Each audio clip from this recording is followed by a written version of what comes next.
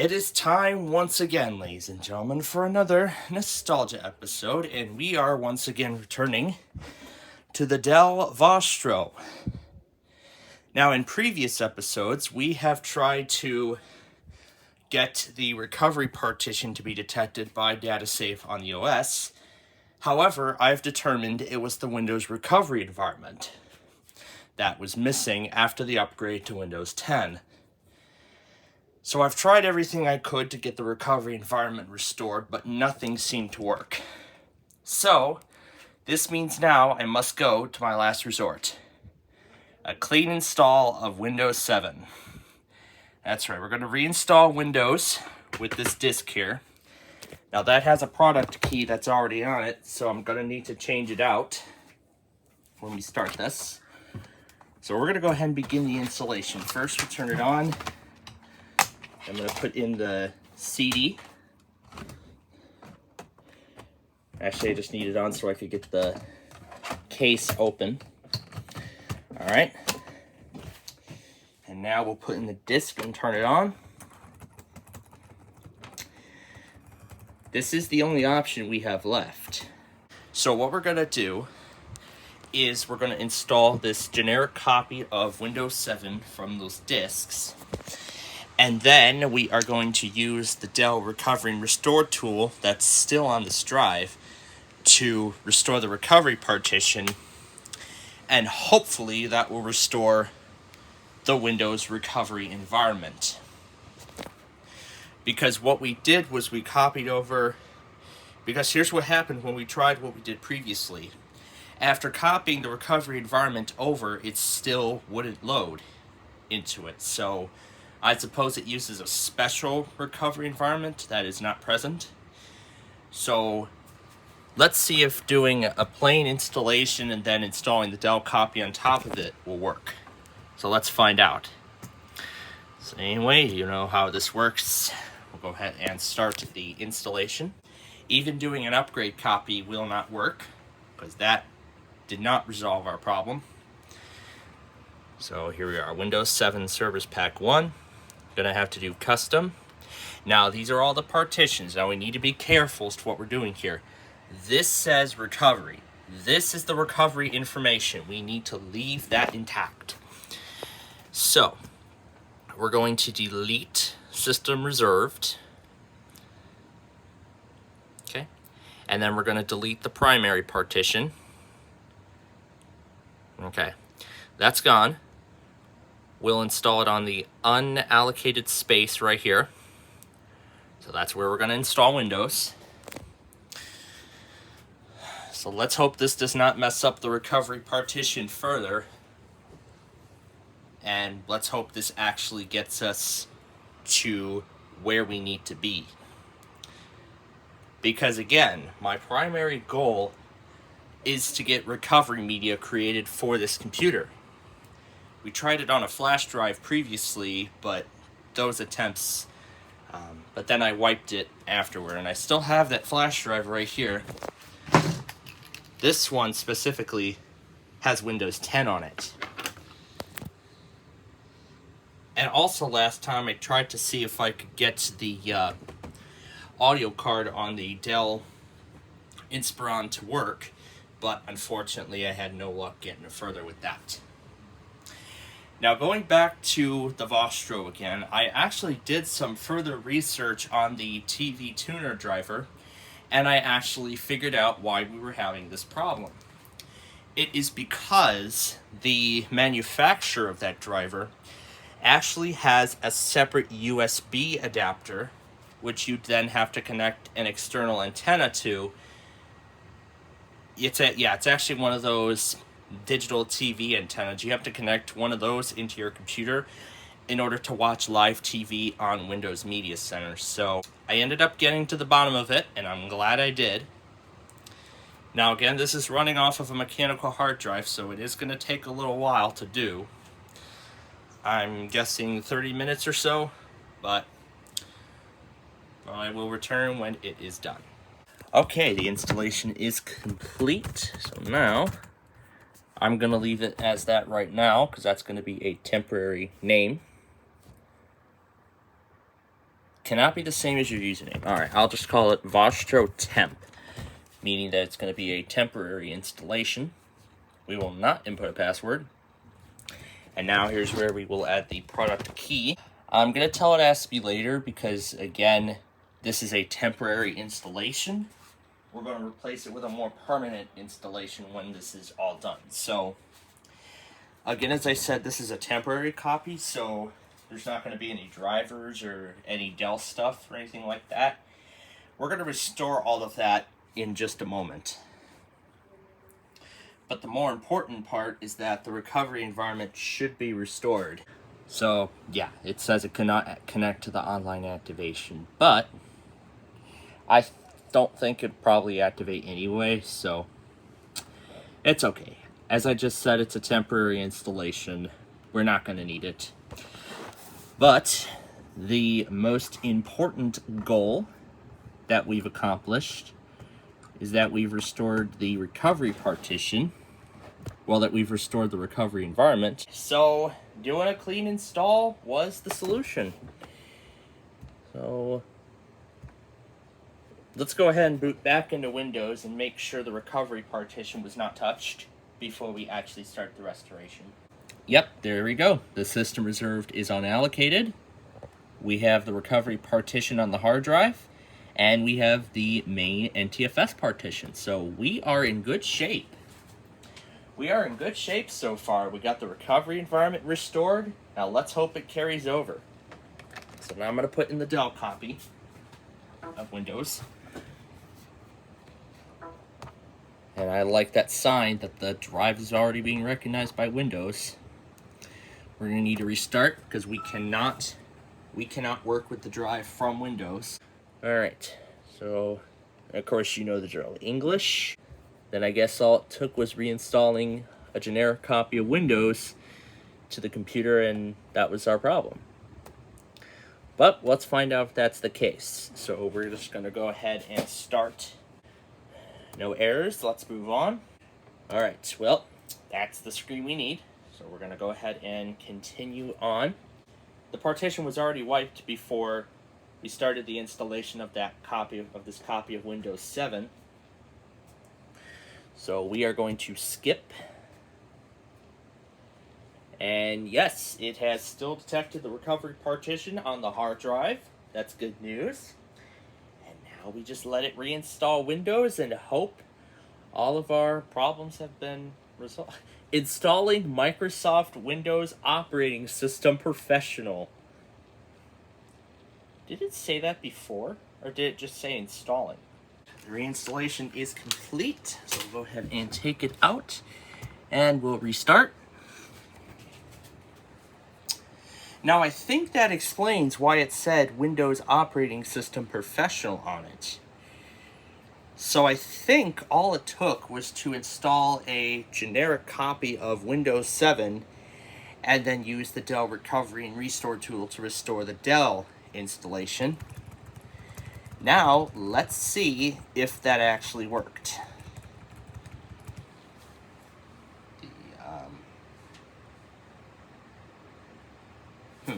Interesting. I think it's probably because it's not set up yet. Let's just start normally first. So yeah, now I think the reason why that recovery tool did not say anything about an operating system, it just said installing, it's because the recovery environment was missing. So with it now restored, we should now be able to access the recovery partition. So let's see if that's true. So English US, and this will be a permanent installation this time, so it'll now be called Vostro 1540. We're going to skip the password. And then again, these are the license. This is the license agreement for Windows 7 Service Pack 1 Professional. And this is the agreement from Dell. We're going to use the recommended settings this time, since this is a permanent installation. The time is in Eastern Time, not Central Time. And because now this has an internet connection, this does have wireless network. So I think that actually may have worked, because we were not getting a network prompt before.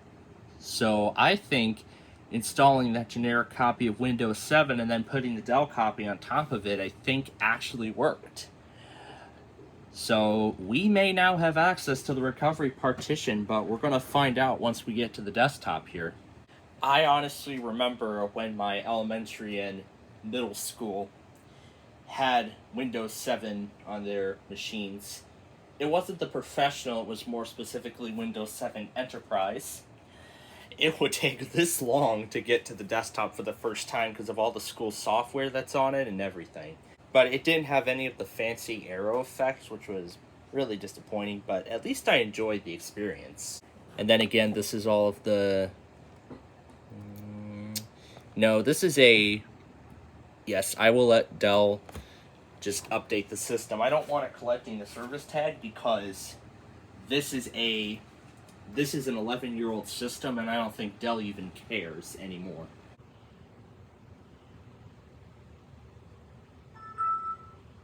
And there's the desktop. So, I believe everything was a success. So, this could potentially be great news for us. So, there it is. Here are the specs. Windows 7 Professional, Service Pack 1, genuine copy of Windows 7. It doesn't have a label at all. It now says Healthy Active OEM Partition. I think that's the way it was before. This is the unallocated partition, the system reserved, and then this is the main OS. And there's Trend Micro saying welcome, but no, we're not going to use that. And even after all that work, it still does not detect the recovery partition, but let's see if the recovery environment actually works. We don't have a repair your computer option, so I'll just tell it to start normally. Shut it down. So now this time the repair your computer option is missing. So while we may have been successful in all of this work, unfortunately it was just not enough. So while we may be unable to create recovery media, we at least, I think, got it back to a good working state. So now it must be that the recovery environment was completely wiped, but we did restore it for a brief time, so. But now comes the part where we start installing all of the programs, and then there's another important thing we need to do. Updates.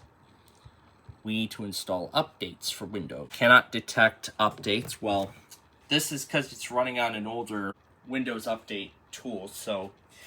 Because, I mean, this computer is from 2012, and I'm not surprised.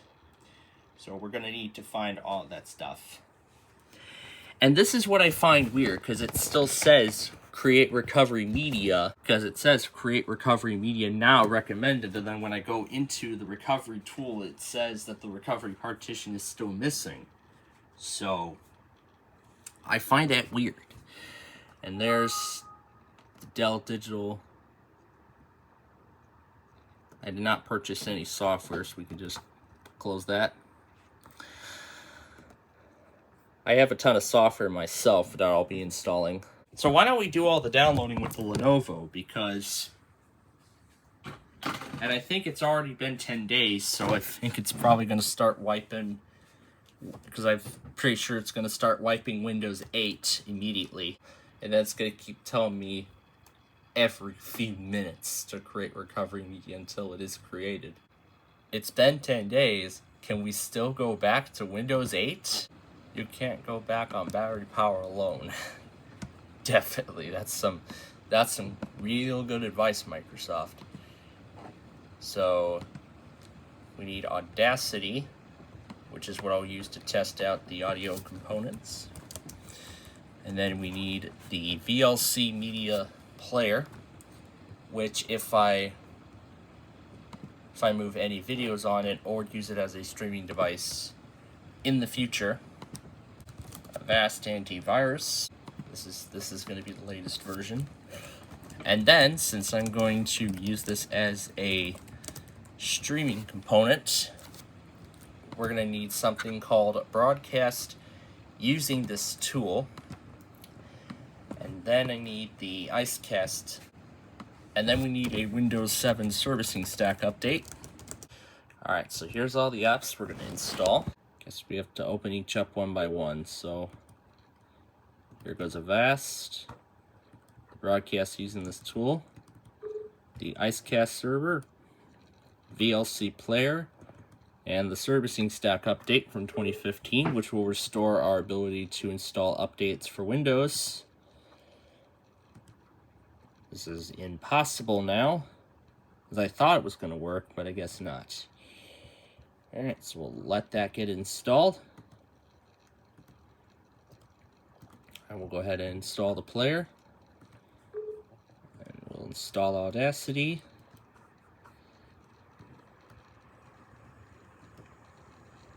But that servicing stack from 2015 should solve our...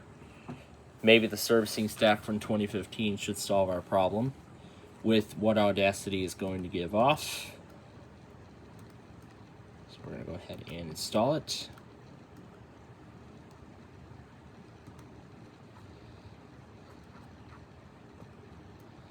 And see, there are some icons coming up. Now, I know Avast is going to get mad about Trend Micro, so let's uninstall that. The update is done.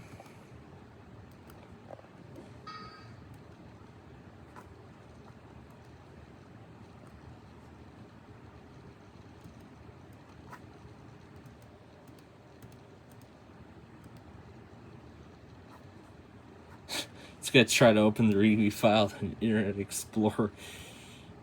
Let's take a look at everything that I'll install. Yeah, I'm going to go ahead and install the firewall. I'm not going to install the passwords thing because it's a little outdated, so yeah, but the battery doesn't have too much of a charge. I'll just hit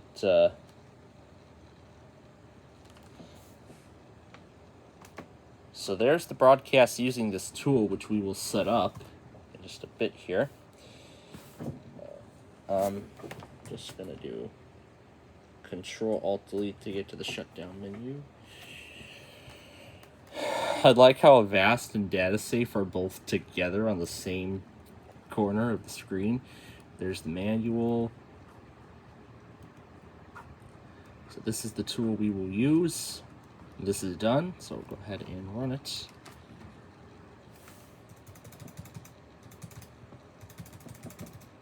And I'm gonna have to shut this down with the keyboard. Sleep. No, I don't want to. Oh, yeah, there we go. Shut down.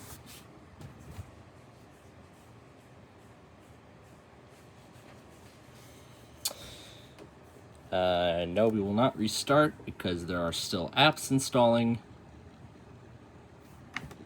Server windows, I don't care. Shut down anyway. But no, don't remind me about that. And there we go. There is the Chrome browser installed, alive and well. But of course, in order for Audacity to work, yeah, it wasn't the servicing stack, so we're going to need that Visual Studio. So now if we go to View Update History, we will see that these are the updates that are already installed on the system. This is the servicing stack, which was already installed. So that's all set and done. And now let's let it check for updates. And it does not do anything. So we will likely have to restart in order for this to work, which is what we will do. We'll go ahead and install the tool.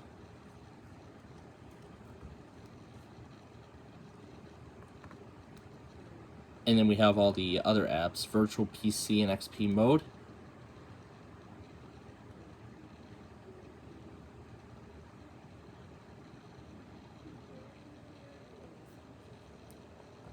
So those are all of the virtual machines. And the Windows XP mode, I think, could be really beneficial for many people, which I'm glad Microsoft, which I'm actually happy Dell included this pre-installed. So password, we'll definitely include one. And we need to confirm it one more time. Sure, go ahead and do updates even though it doesn't work, and start the setup.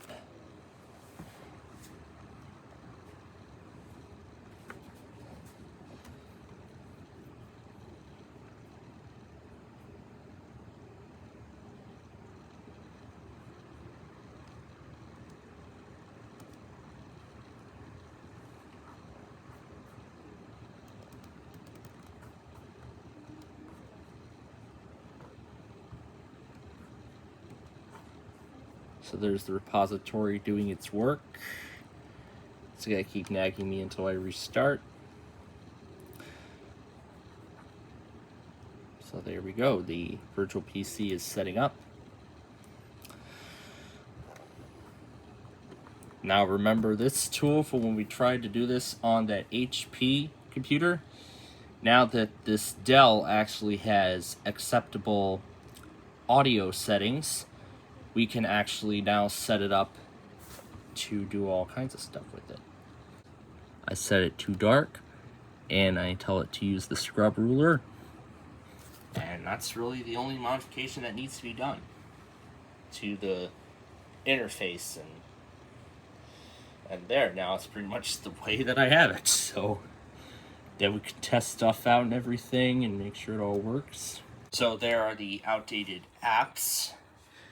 The Flash player is no longer supported, so we're gonna go ahead and remove it. The Flash player is still on there even though I just removed it. So we are pretty much up and running here. We have all the software that we need. However, we won't be able to install updates yet. However, the only way to do so before then is to restart. Alright, so that's done. So we'll go ahead and move on to the next. So we'll go ahead and uncheck that. It is done, so we'll go ahead and... No, we don't need the Flash player, it's no longer installed. So we'll skip that part. Of course, there's no malware, but again, there won't be... those are advanced issues. Let's see if we can resolve them. It's probably gonna, yeah, it's gonna ask us to purchase a vast premium, but we can just skip that part. But yes, I am gonna let it scan once a month. And no, I'm not gonna download the mobile app because we have Kaspersky. All right, so with that all done, we're gonna go ahead and restart. And we're gonna move up now to the office where we will continue the work. So now we're up in my office, and I've moved the HP over here to what will probably be its new permanent spot. So now this is the reason why I brought it up here, because I said that now we're gonna finally achieve the goal that I was wanting to achieve for a while, and that is to actually get a stream set up. Now before any of this can be done, however, we need to patch the system. So let's go to Windows Update. Okay, so in order to fix Windows Update, we need to install KB 3138612, which was released in 2016. And I am going to disable data safe at startup. So to do that, we're going to go into Task Manager. And there should be something that says startup.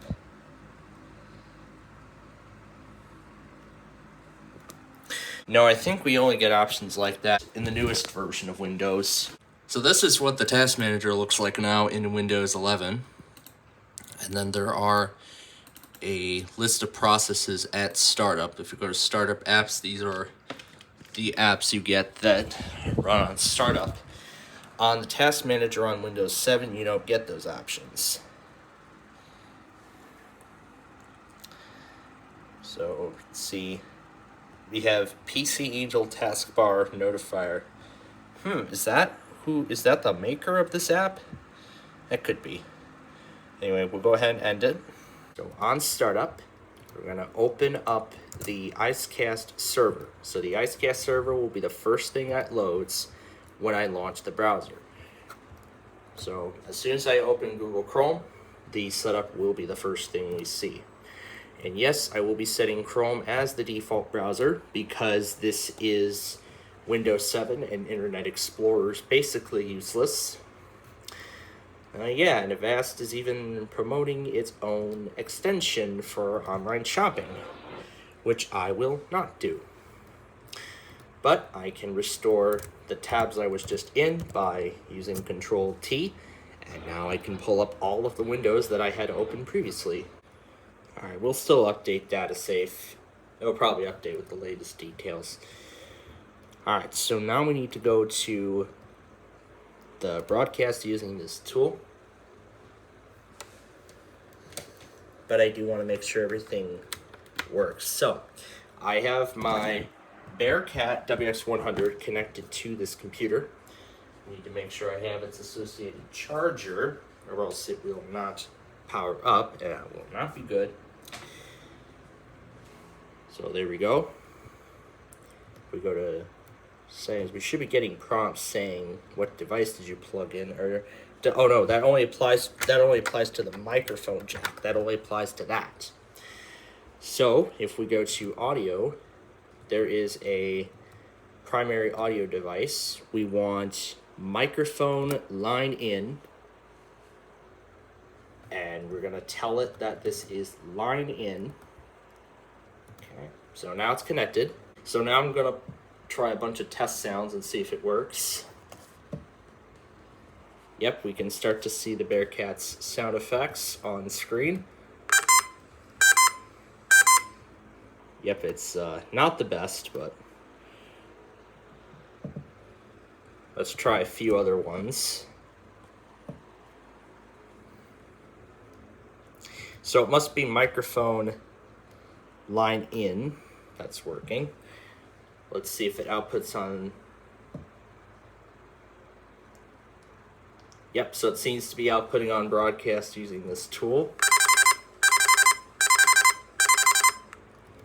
So it does actually work, and I'm happy to hear that. Now let's see what the warning does. So yep, it must be mic line in, that's working. So we go to, yeah, here we go, IceCast documentation, and this will give us all the details. So we need IceCast config file. For new users like me. The header timeout is the amount of time for a request to come in, and if connected source that it sends from the server, then it will be removed. I'm going to leave it at 10 for right now. And then there's that burst size. Then the authentication right here, this is for logging into the server for administrative purposes or to connect sources and relays. So how do we like request of streams to relay user. So the default name is relay. So let's see what happens. So I'm gonna change it to, just gonna call it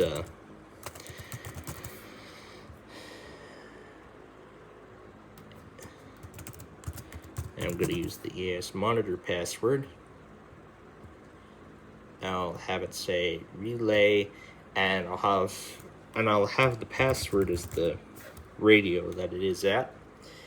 And now, even though this may be a very easy one, but for the admin, I'm going to give it a much more advanced password. I'm going to give it a password more advanced so it's much more secure. So I just want to make sure I'm doing everything right. So then these are the stream directory settings. So I'm looking through the documentation.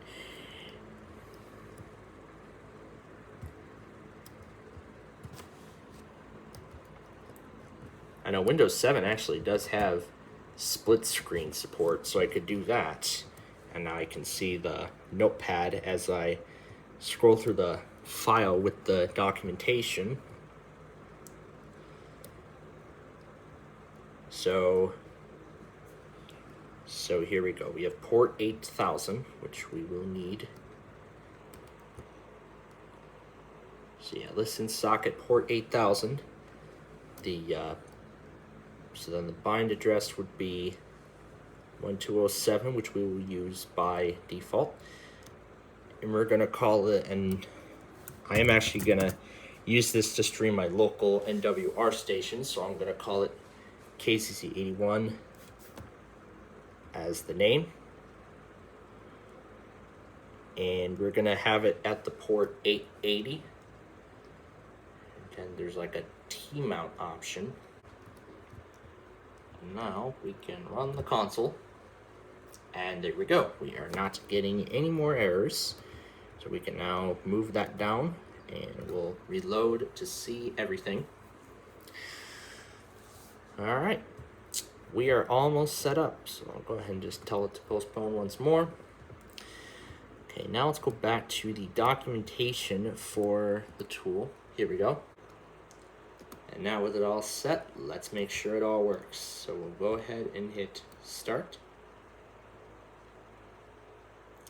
And there we go. It is connected. So now that we have it all connected, we will need to go over here and see if I can find the URL for it, and we will find it in here. So when we refresh, there it is. As you can see, it says there is no name on it. And if we hit M3U, we have the link for it. All right, we'll paste the IceCast console, so that will run on boot up. And we will have it run minimized. So this will not only execute at startup, but will also minimize. So now the broadcast using this tool will also start up. So I'm gonna have the agent run at startup. So now we have this IceCast server nearly properly configured. I think that is as far as I can go for right now, but I am very happy that we were able to accomplish what I needed to accomplish, is that we were able to get a stream running. We are getting Windows 7 up to date with all the updates from Microsoft. And I'll continue working further with this off camera, and it should be fully ready for tomorrow's weekly test extravaganza. So, until next time, thanks for watching, and we'll see you in the next episode.